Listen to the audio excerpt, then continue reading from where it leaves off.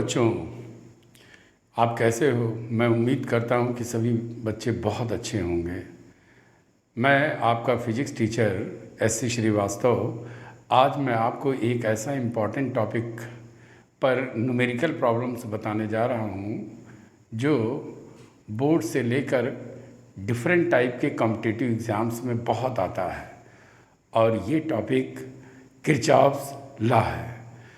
Sorry, Kirchhoff's law, जिसे मैंने पिछले वीडियो लेक्चर में अच्छी तरह से समझाने की कोशिश की थी। आज मैं उसी पर बेस्ड कुछ न्यूमेरिकल प्रॉब्लम आपको बताने जा रहा हूँ। किरचॉफ्स फर्स्ट लॉ में तो केवल करंट या चार्ज कंजर्वेशन पर होता है, जो बहुत ही इजी वे में आ जाता है।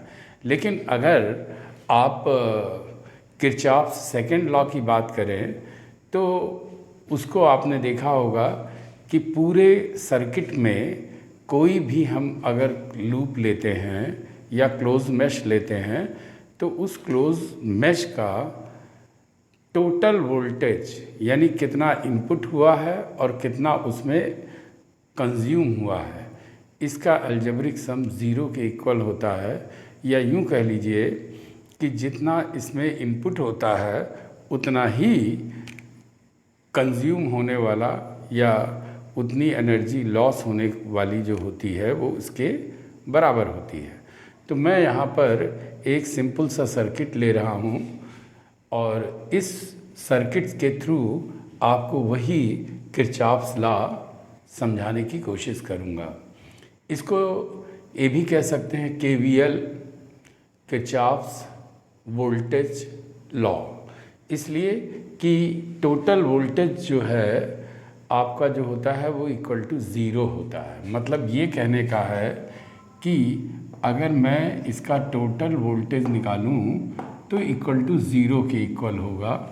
इसमें इनपुट वोल्टेज भी होगा और जो उस सर्किट में कंज्यूम हुआ होता है वोल्टेज वो भी होता है।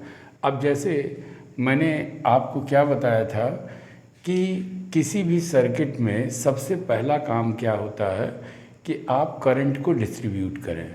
लेकिन करंट को डिस्ट्रीब्यूट करने में टेंशन बिल्कुल भी नहीं लेना है। क्यों नहीं लेना है? क्योंकि इसमें करंट आप अपनी तरह से डिस्ट्रीब्यूट कर सकते हैं। अगर कोई करंट आपके द्वारा एज्यूम की गई, मानी गई करंट के अपोजिट में जा रही है तो वो अपने आप उसकी वैल्यू नेगेटिव में आ जाती है। अगर करंट की वैल्यू नेगेटिव में आती है तो इसका मतलब होता है कि जो आपने माना था उसके जस्ट अपोजिट में करंट फ्लो हो रही है। तो ये करंट को किस तरीके से लेना है, इसमें कोई दिक्कत वाली बात नहीं है। आप कोई भी मान सकते हैं और अभी आपको मैं दिखाने वाला भी हूँ। अब ज़रा देखिए कि जैसे मैंने ये एक सर्किट लिया और इस सर्किट में मेरी प्रॉब्लम ये है कि जितने भी रजिस्टार इसमें लगे हुए हैं सभी रजिस्टार्स में करंट फाइंड करना है। किसी के बीच अगर वोल्टेज भी कहा जाए तो वो भी फाइंड कर सकते हैं, क्योंकि करंट फाइंड होने के बाद वोल्टेज को बहुत ईजिली जो है निकाला जा सकता है। अब जैसे मान लीजिए कि मैंने एक सर्किट लिया पूरा। इस सर्किट में अगर देखा जाए तो 3 लूप्स बन रहे हैं या 3 क्लोज मैश बन रहे हैं। फर्स्ट नंबर कह सकते हैं ये, सेकंड नंबर पे मान लीजिए ये, और थर्ड नंबर पे ये 3 लूप्स बन रहे हैं। इन 3 लूप्स में से एक एक करके आप लेंगे। तो सबसे पहले करंट डिस्ट्रीब्यूट कैसे करेंगे कि सपोज दैट I1 करंट यहाँ से निकलती है। अब अगर ये I1 करंट निकलेगी तो आप देखते हो कि I1 करंट इस तरीके से इधर जाएगी। अगर यहाँ तक ये करंट आई है तो किधर को जाएगी, इसको पता करने के लिए एक दूसरी करंट भी निकाल दीजिए और 5 वोल्ट की बैटरी से I2 करंट निकली। अब आप देख रहे हैं कि ये दोनों करंट इधर जाएगी।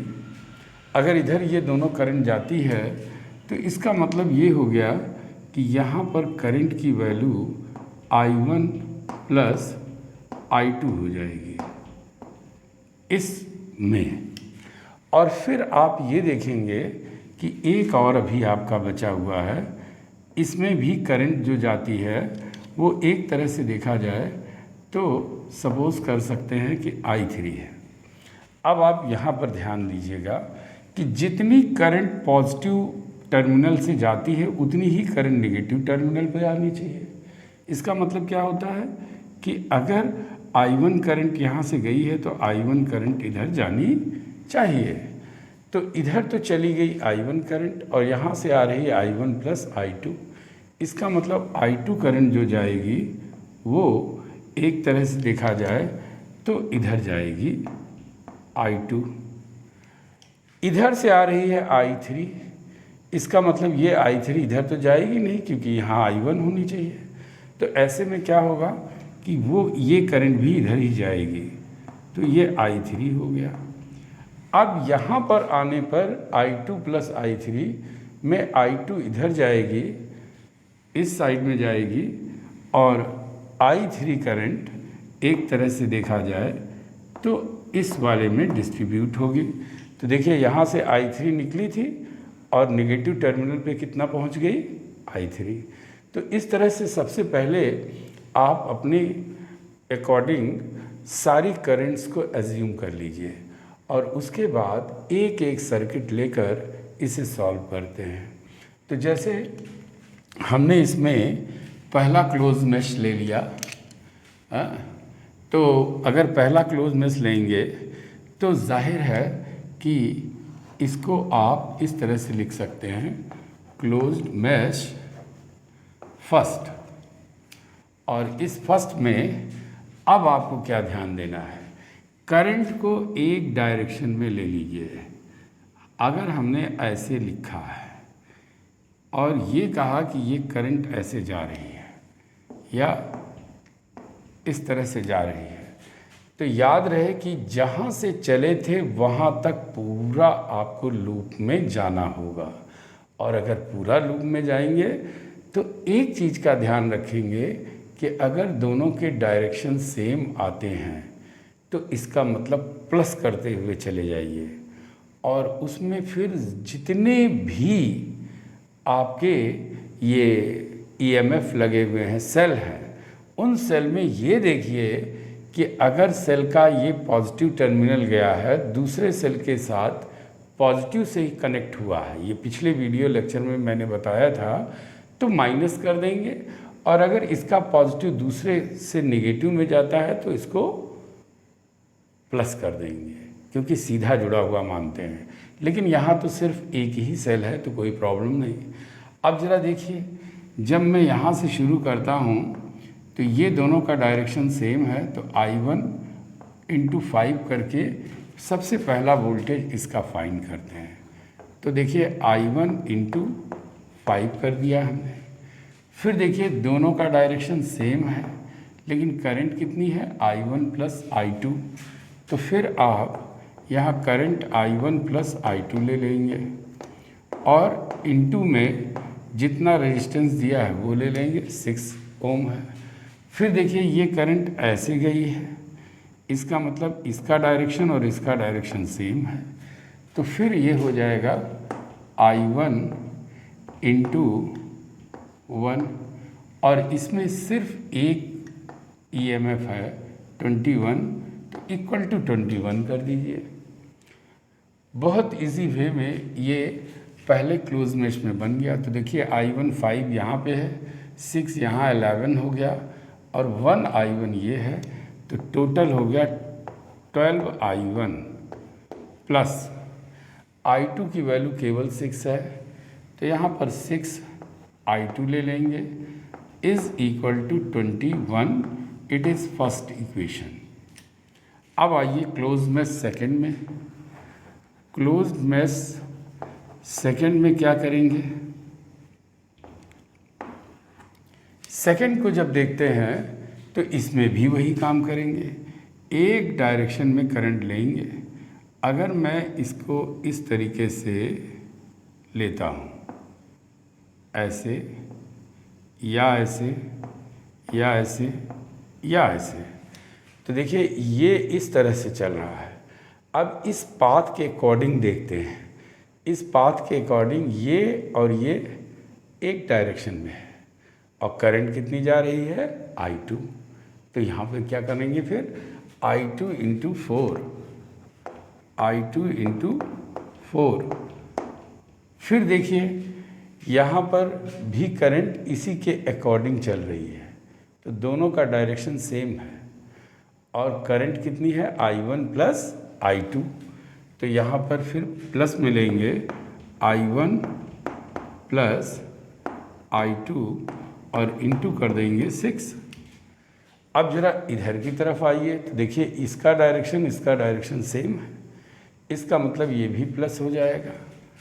और यहाँ पर करंट क्या दी हुई है I2 प्लस I3 इंटू 8। और फिर आप देखिए इसमें वोल्टेज यानी EMF जो दिया हुआ है वो 5 वोल्ट है, इट मीन्स 5। अब ज़रा देखिए क्या होगा पूरा, I1 6 है, 6 I1 हो गया, I2 4 ये है, 6 ये 12 और 8 ये है। तो आपने देखा 6 और 4 10 और फिर 8, तो इसका मतलब ये हो गया कि 18 I2 हो जाएगा, 4 और प्लस 6 10 और प्लस 8 18। अब ज़रा देखिए I3 कितना हो रहा है, तो I3 केवल यहाँ पर है, it means 8 I3 is equal to 5। It is second equation. अब देखिए थर्ड लूप क्या है, यानी क्लोज मेश थर्ड लेंगे।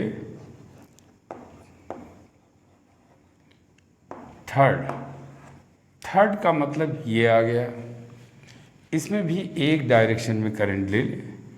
अगर मैं इसको इस तरह से लेता हूँ और ये मानकर चलता हूँ कि इस तरह से करंट इसमें फ्लो हो रही है, तो देखिए इसमें एक साइड से लेकर चलेंगे I3, फिर यहाँ आए तो I2 प्लस I3 किस में है 8 ओम में, तो यहाँ I2 प्लस I3 इंटू 8 ओम।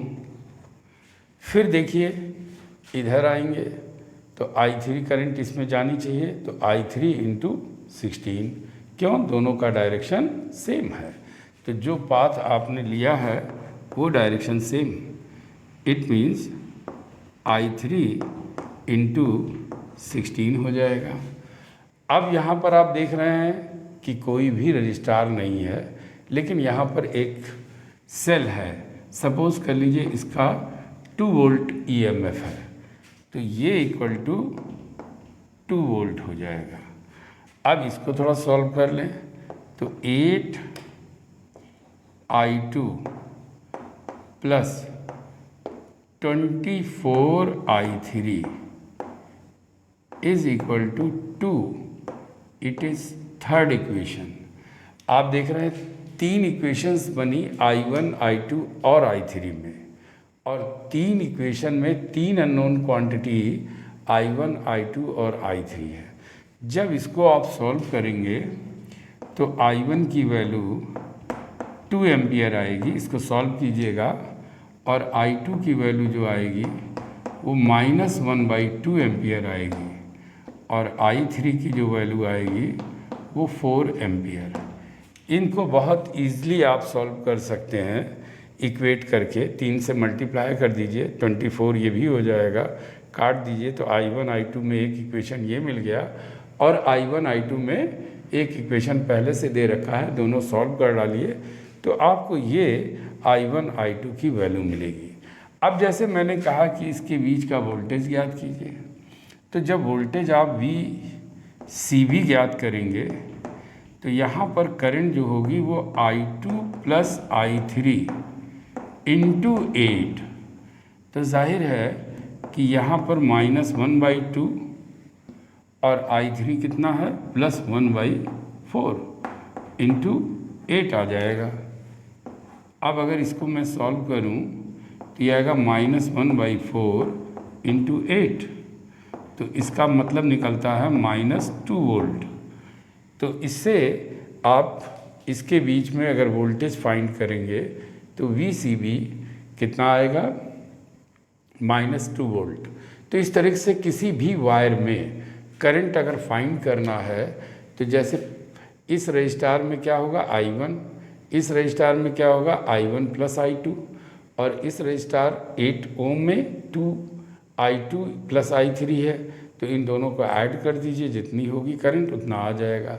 यहाँ माइनस साइन ये बता रहा है कि जो डायरेक्शन हमने I2 का लिया था इस तरह से उसका जस्ट अपोजिट में जाएगा, और वजह क्या है कि सबसे ज़्यादा वोल्टेज इसका दिया हुआ है।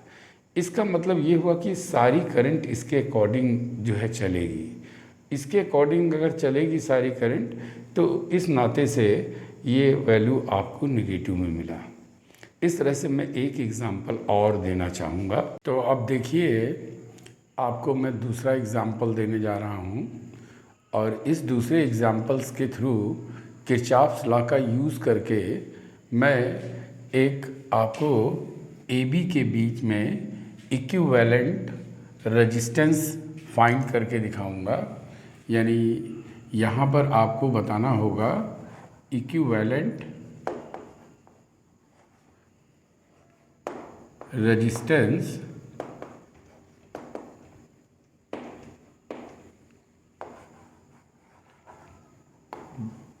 Between A and B।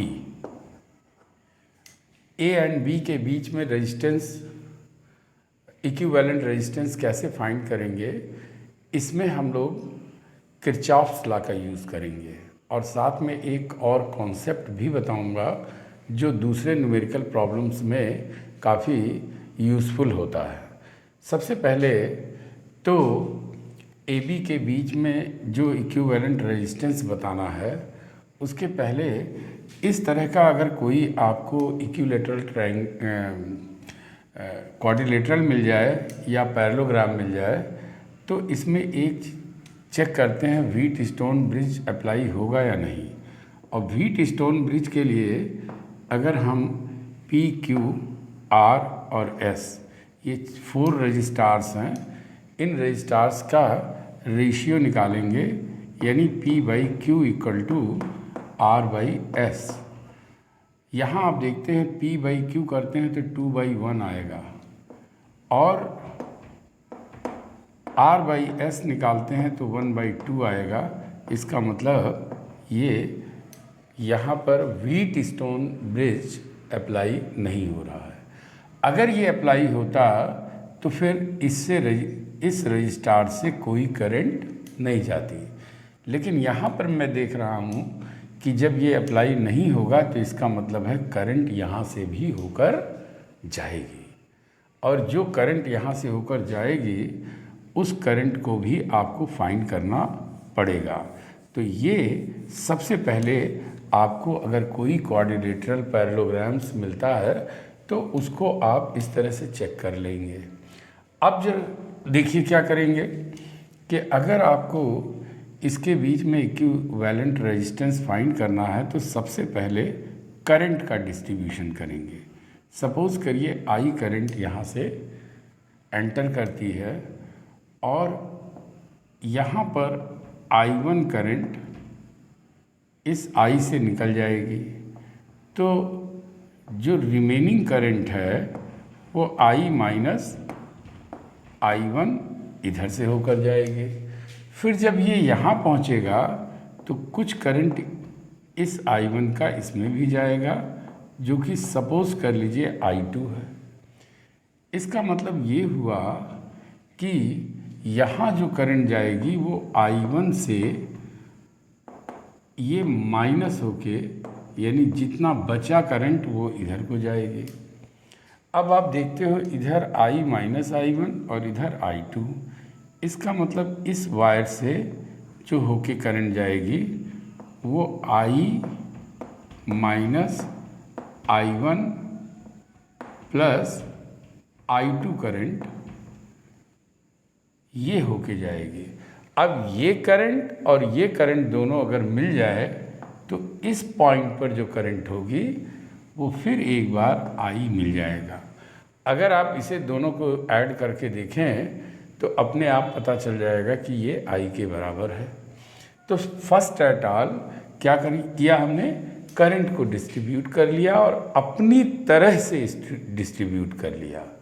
इसमें जो है आप जिस तरह से डिस्ट्रीब्यूट करेंगे उस तरह से करंट की वैल्यू आएगी।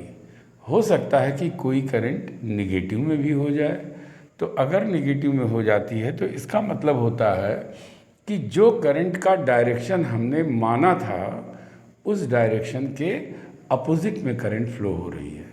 तो अब क्या करेंगे इसके बाद, suppose that it is C and D. यहाँ पर दो क्लोज मेश आपको सीधा दिखाई दे रहा है, ए सी डी और बी सी डी।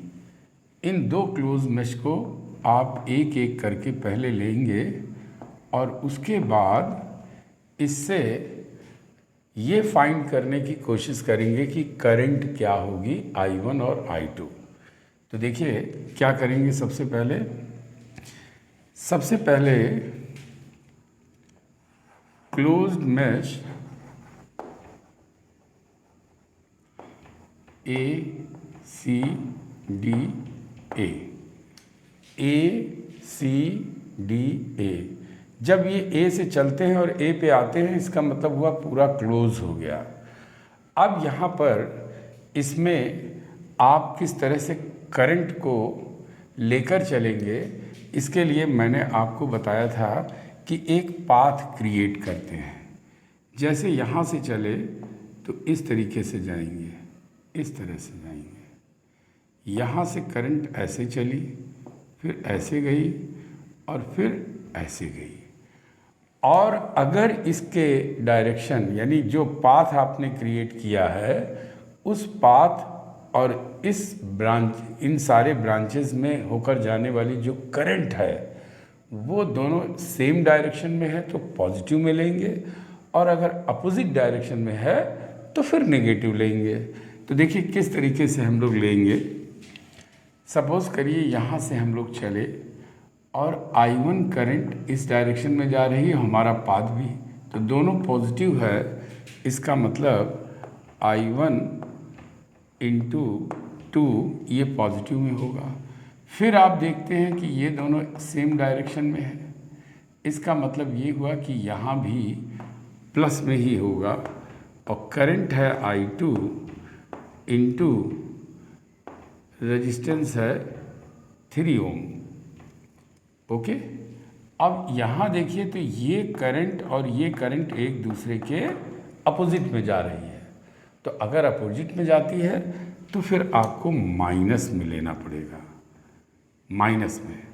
और ये करंट कितनी है, I माइनस I1। इसके बाद रेजिस्टेंस कितना है, इंटू 1। अब देखिए इसमें जितने भी EMF हों, जितने भी EMF हों यानी सेल्स, उनका अलजेब्रिक सम करेंगे तो आप देखते हैं कि इसमें कोई भी एक ऐसा नहीं सेल है जिसको कि मैं यहाँ पर लूँ, तो इक्वल टू 0 हो जाएगा। इस तरह से आप सेकेंड लूप भी ले सकते हैं। सेकेंड लूप क्या है, सेकेंड लूप आप देख रहे हैं कि चाहे तो बी सी डी बी ले सकते हैं या डी बी सी डी ले सकते हैं। तो क्लोज मैश यहाँ से लेके चलते हैं तो D B C D, D B C D. अब देखिए इसमें क्या करेंगे कि जैसे डी से लेकर चले तो यहाँ पर करंट की वैल्यू इतनी है, I minus I1 plus I2 into resistance कितना है 2। अब ये पॉजिटिव में होगा या नेगेटिव में होगा, इसको कैसे देखेंगे। तो देखिए ये करंट हम लोग ऐसे लेकर चलेंगे, इस तरह से यहाँ से गए, यहाँ से गए और इधर से गए। तो आप देखते हो कि ये दोनों सेम डायरेक्शन में है, इसका मतलब पॉजिटिव में होगा। इसके बाद आप इधर जब आते हैं तो देखिए ये एक दूसरे के अपोजिट में है, तो माइनस कर देंगे। I1 माइनस I2 इंटू 1 ओम। फिर जब आप इधर से इधर को आते हैं तो देखिए इन दोनों का डायरेक्शन भी सेम है, इसका मतलब plus I2 into 3, I2 into 3। यहाँ भी कोई सेल नहीं है, इसका मतलब 0 हो जाएगा। अब आपको दो इक्वेशंस मिली। सपोज दैट ये पहला इक्वेशन क्या है, I1 2 है और इधर आप देख रहे हैं माइनस माइनस ये प्लस हो जाएगा, तो प्लस का एक I1 ये है, तो कुल मिला के 3I1। I2 की वैल्यू यहाँ पर 3I2 के रूप में है, तो प्लस 3I2 हो जाएगा। इसके बाद देखिए माइनस I ये है, तो इस इक्वल टू 0 है, तो इस माइनस I को इधर ले जाएंगे तो I बन जाएगा और ये इक्वेशन नंबर 1 हो गया। अब दूसरा इक्वेशन हम लोग देखते हैं। यहाँ पर आप देखोगे कि ये माइनस का 2I1, यहाँ भी माइनस का I1, तो माइनस 2I1 और माइनस 1I1 एक माइनस 3I1 हो गया, यानी माइनस 3I1। फिर उसके बाद देखिए I2 क्या होगा, तो प्लस का 2I2 है और ये माइनस है, इसको प्लस कर देगा तो प्लस का 1I1, तो यानी प्लस 3I2 और प्लस 3 ये भी है I2 में, तो इसका मतलब ये हुआ कि प्लस 6I2 हो जाएगा। और अब आप देख रहे हो कि प्लस का 2I है, इसके बाद आप इधर कहीं भी I नहीं देख रहे हैं, तो इसका मतलब इसको अगर मैं इधर ले जाऊं तो माइनस 2I आ जाएगा और ये इक्वेशन नंबर 2 हो गई। अब अगर मैं इसे सॉल्व करूं, इन दोनों को ऐड करूं, तो आप देखते हो कि ये 0 हो गया। 6 3 9I2 इज इक्वल टू यहाँ क्या हो जाएगा माइनस I, तो इसका मतलब I2 की वैल्यू आएगी माइनस I/9। तो एक वैल्यू आपको ये मिल गई I के फॉर्म में I2 की वैल्यू। अब आप क्या करेंगे कि अगर आप इन सब इक्वेशंस में से किसी एक इक्वेशन में इसकी वैल्यू रख दें, जैसे 3I1 प्लस 3I2, तो I2 की वैल्यू हमें पता है माइनस I/9 है, इज इक्वल टू क्या आ रहा है I, तो ये कर दीजिए I, यहाँ से ये कैंसिल हो गया तो आ जाएगा 3I1 is equal to I plus I/3, यानी अगर इसकी वैल्यू निकाली जाए तो 3I1 इक्वल टू 4/3I के, या I1 इक्वल टू 4/9I के। तो इस तरह से I1 का वैल्यू भी I के फॉर्म में निकल आया। अब देखिए इक्विवेलेंट रेजिस्टेंस के लिए सबसे पहले क्या करेंगे कि अगर AB के बीच में हमको पोटेंशियल डिफरेंस पता चल जाए टोटल A और B के बीच में, और उसके बाद हमें टोटल करंट भी पता चल जाए, तो बहुत इजी वे में निकल आएगा। तो देखिए यहाँ पर हमने टोटल करंट मान ली है I, और टोटल वोल्टेज जो निकालना है उसमें एक कॉन्सेप्ट यूज़ करेंगे, और वो ये यूज़ करेंगे कि A से B तक जाने का जो शॉर्टेस्ट पाथ है वो क्या है। तो आप देखोगे कि A से C और फिर C से B ये शॉर्टेस्ट पाथ है, या यहाँ से भी ले सकते हैं। तो अगर हम A B के बीच में पोटेंशियल डिफरेंस फाइंड करना चाहते हैं तो VAB is equal to VAC निकाल लें प्लस VC सी डी निकाल लें तो ये वी ए बी निकल आएगा। अब यहाँ पर कैसे इसको फाइंड करेंगे, तो देखिए वी ए सी में करंट I1 है, I1 लिख दीजिए। रेजिस्टेंस कितना है, 2 ओम है, तो 2 ओम कर दीजिए, प्लस वी सी बी, तो वी सी बी में है I1 माइनस I2, तो I1 माइनस I2 इंटू कितना ओम है, 1, तो इसका वोल्टेज निकल आया। अब वी ए बी मिल गया, तो अगर आप I1 और I2 की वैल्यू I के फॉर्म में लिख दें, जैसा कि यहाँ दिया है, I1 की वैल्यू 4/9I इंटू 2 है, प्लस I1 की वैल्यू 4/9I है, माइनस, अब आप देखिए यहाँ आता है -I/9, तो ये माइनस माइनस मिलके प्लस हो गया I/9 इंटू 1 है। अगर इसे सॉल्व करें तो 8/9I ये आ गया, और इसको अगर सॉल्व करते हैं तो 5I/9 ये आ गया, तो इट मीन्स 13/9I आ जाएगा VAB। अब टोटल रेजिस्टेंस या इक्विवेलेंट रेजिस्टेंस फाइंड करना है, तो इसका मतलब हुआ कि हमें टोटल वोल्टेज पता होना चाहिए VAB और टोटल करंट I पता होना चाहिए, जो कि मान लेते हैं पता है। तो अब आप क्या करोगे कि इस 13/9I/I के साथ, यानी VAB भी पता है, ये भी, तो देखिए ये कैंसिल हो गया, तो इस तरह से आपको 13/9 ओम इसके बीच का इक्विवेलेंट रेजिस्टेंस पता चल गया। तो इस तरह से आपने देखा कि किरचॉफ्स लॉ का यूज़ करके कई ऐसे सर्किट्स मिलेंगे जिसमें इक्विवेलेंट रेजिस्टेंस भी फाइंड किया जा सकता है। तो अगर आपको ये मेरा वीडियो लेक्चर पसंद आया हो और अच्छा लगा हो, तो आप इस चैनल को सब्सक्राइब करें अगर नए व्यूअर्स हैं, और अगर पुराने व्यूअर्स हैं तो इसे लाइक करके ढेर सारे लोगों में शेयर करें। Thank you.